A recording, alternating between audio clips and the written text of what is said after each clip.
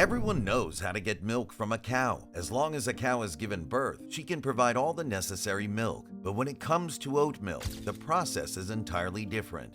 Many people consider oat milk an alternative to standard milk because they need a plant-based alternative to dairy. Oat milk also offers a distinct taste, as it is a slightly sweet, oaty milk with a creamy texture. It also has diverse health benefits like fiber, protein, calcium, and vitamin D. Oat milk is low in calories, sugar, and fat, making it a good alternative. But how do factories make this delicious milk on your breakfast table? Join us as we take a look at these factories.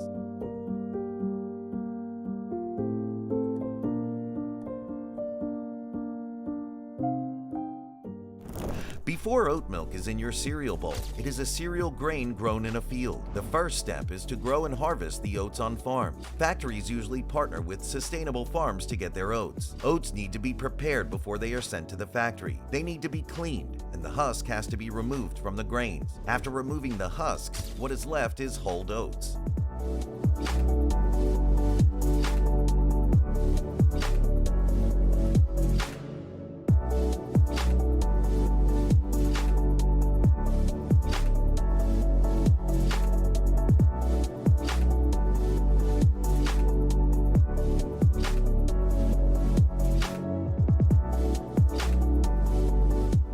Once the oats arrive at the factory, the first thing to be done is blanching treatment. The oats are placed in a machine that exposes them to high temperatures, inactivating any enzymes that can damage the oats. This process makes the oats last longer. Now, the oats are ready to be processed into oat milk. The oats pass through the oat milk processing line to get extracted. The extraction involves removing valuable nutrients from the grain and putting them into water to make up the milk. First, the oats pass through the milling machine, where the oats are mixed with warm water. The warmth of the water enhances the extraction process. Adding water makes it easier to break down the oats as it goes through the grinder. The mixture of oats and water is called a slurry.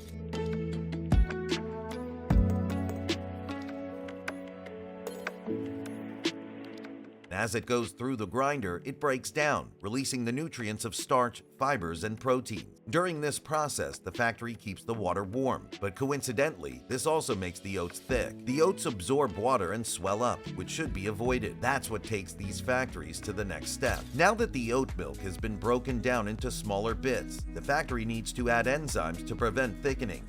Most factories prefer to use enzymes over acids because the former gives you better control over the process. These enzymes break the starches down into smaller components, which controls the thickness of the mixture. Aside from the starch-degrading enzyme, factories might add other types of enzymes, depending on their production process. For instance, some milk factories add enzymes that make extracting the proteins easier. Enzymes continue to do their job during the oat milk factory process, so they must be deactivated later. Enzymes are sensitive to heat, and some factories add an additional heating step at the end of the process to extend their shelf life and stop the enzymes from working. Now that the slush has the necessary enzymes, the factory must still centrifuge and filter out all the particles. At this point of the production line, a large portion of the oats' nutrients has been extracted, and the oats are a giant vat of mush. Still, many particles in the slush won't dissolve in water, making the milk gritty. Factories use industry-sized centrifuge or filters, passing the oats through them. These industrial-grade machines are suitable for large volumes of slurry and would immediately separate the liquid from the remnants of solid oats. After separating the liquid from the solid, the liquid slurry is still sent through fine filters to remove any other particles. The liquid slurry can be sent to the next step for processing.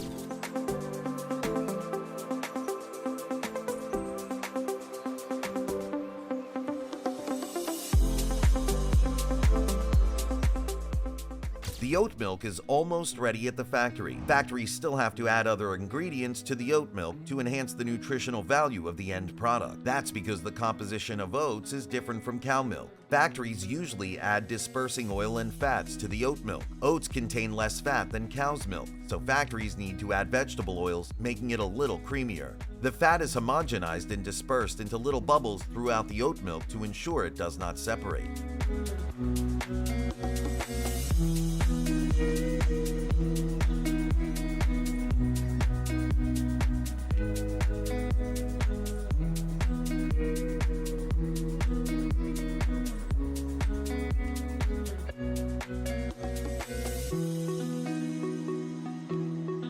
Some factories also add other vitamins and minerals to replicate the cow's milk.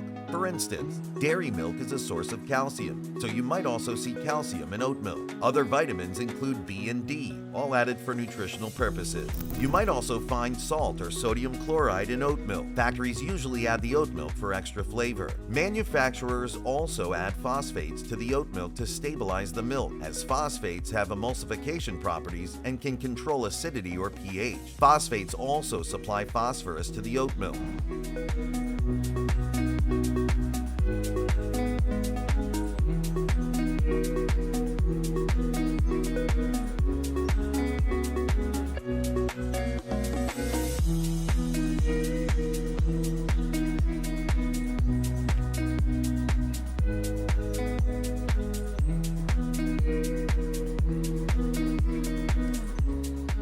Now, the oat milk is ready to be packaged and sold. The oat milk is packaged with sterile machines using packaging technology. This method is quick and would keep the milk safe and stable for a long time. The bottles go through the conveyor belt and are filled with oat milk. Many of these factories have machines that can produce up to 8,000 packages of oat milk in a single hour. The speed also depends on the size of the packaging. The packaged oat milk is shipped to stores and supermarkets, allowing consumers to enjoy the alternative to dairy milk.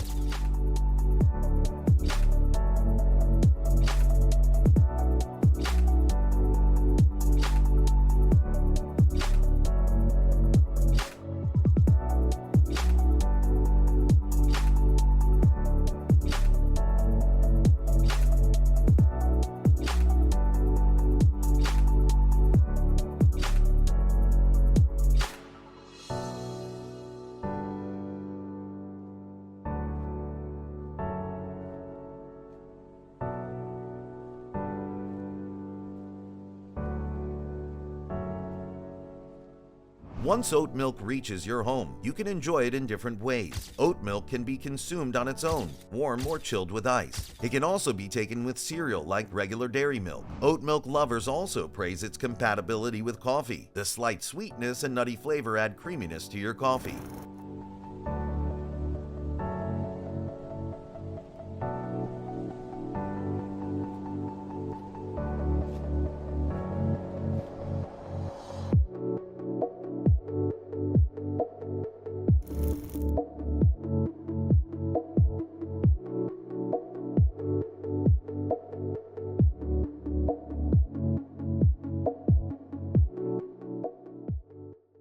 Enjoy oat milk in smoothies and even in soups like cream of mushrooms. When taking oat milk, an open secret is to shake it before use, as small oat particles might settle at the bottom. By shaking it up, you redistribute the particles throughout the milk. Oat milk looks like cow's milk, but it's not the same. It would behave differently if you tried to make cheese, yogurt, or condensed milk, but it's all the same if you're trying to make pancakes.